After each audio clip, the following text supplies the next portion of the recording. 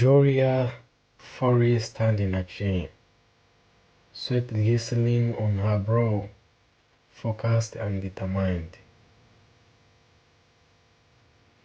This isn't just about lifting weights or hitting goals. It's about overcoming the challenges that life throws at you. I wasn't always strong.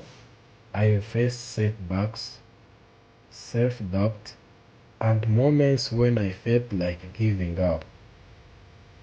But I decided to channel all that into something positive. I chose to embrace the grind, the sweat, and the pain. It wasn't easy. There were days when I thought I had never seen progress, but I kept pushing. Every rep, every set, every drop of sweat was a step closer to becoming the best version of myself. Now I stand here not just as a bodybuilder, but as a testament to what hard work and perseverance can achieve.